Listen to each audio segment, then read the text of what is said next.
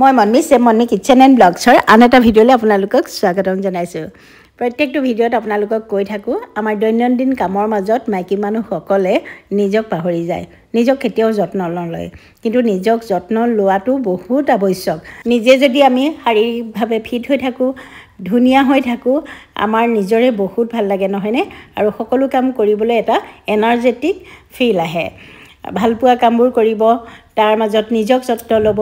আজি মই অলপমান স্কিন কেয়াৰ কৰিম, সেইবাবে মই এল'ভেৰা পাত দুখিলা লৈ লৈছোঁ আৰু ঘৰত থকা বস্তুৱে কেনেকৈ স্কিন কেয়াৰ কৰিব পাৰে চাওঁ আহক। এল'ভেৰা পাতৰ এই জেলখিনি, হালধীয়া জেলখিনি পেলাই দিব লাগে। মই ব্যৱহাৰ কৰিম মুলতানী মিট্টি আজি। এই পেকেটটো আগতেও আপোনালোকক কেইবাবাৰো দেখুৱাইছোঁ। নেচাৰ চিয়ৰৰ এই মুলতানী মিট্টিটো একদম পিয়'ৰ হয়। ভালকৈ দেখুৱাম বাৰু। তাৰ আগতে ঘৰৰে এল'ভেৰা জুচখিনি উলিয়াই লওঁ।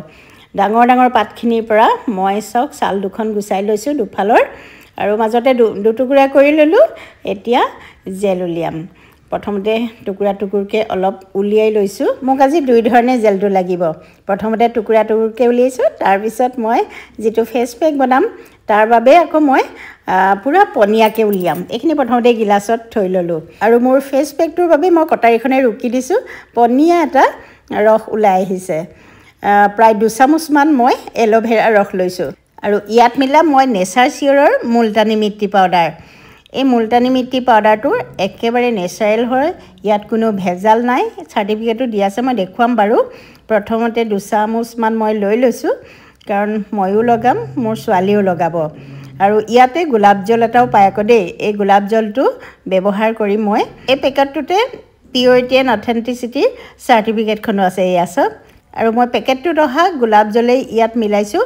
আপোনালোকে ইয়াত অকণমান হালধিও মিলাব পাৰে বা মৌ মিলাব পাৰে। মই আজি মাত্ৰ এল'ভেৰা আৰু গোলাপ জলেই দিছোঁ মুলতানী মিট্টিটোত।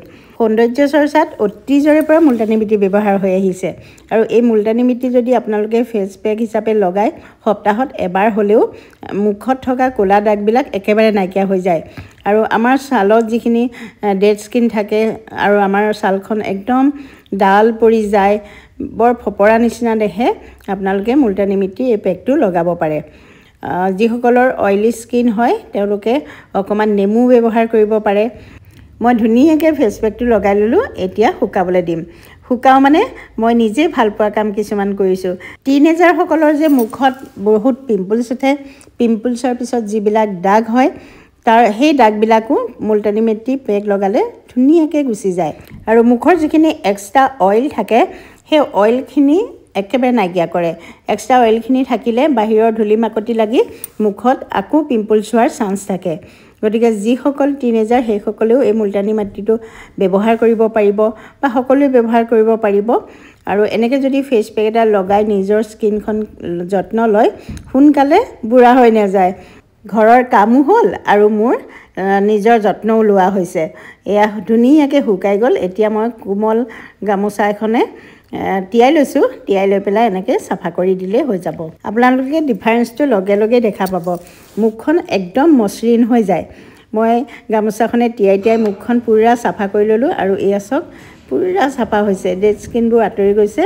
আৰু আপোনালোকে যদি প্ৰায়ে মাহত 2-3 বাৰো কৰে নহয়, তথাপিতো বহুত ভাল হৈ যায় স্কিনখন। আৰু এল'ভেৰা জুচখিনি যে উলিয়াইছিলোঁ সেইখিনিত মই অকণমান নেমু চেপি ল'লোঁ আৰু অলপ কুহুমীয়া পানী ভালকৈ মিলাই ল'লোঁ। ইয়াত আপোনালোকে চেনিও দিব পাৰে, নিমখো দিব পাৰে, কিন্তু মই একো দিয়া নাই। মই প্ৰায়ে ৰাতিপুৱা খালী পেটত ইয়াৰ এগিলাচ খাওঁৱেই। আপোনালোকৰ আগত কেইবাবাৰো শ্বেয়াৰ কৰিছোঁ। ঠিক আছে, যদি আপোনালোকে নেচাৰ চিয়ৰৰ এই মুলতানী মিট্টি পাউডাৰটো কিনিব বিচাৰে, ডেছক্ৰিপশ্যনত লিংক দি থ'ম, আপোনালোকে কিনি ল'ব পাৰিব। কমেণ্ট কৰি জনাব আপোনালোকৰ নতুন বছৰৰ ৰিজলিউশ্যন কি, মানে কি নতুন কৰিম বুলি প্লেন কৰিছে।